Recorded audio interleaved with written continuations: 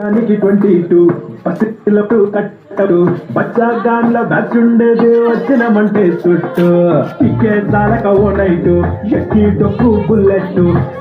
సందుల మందు కోసం ఎదుగుతంటే రూటు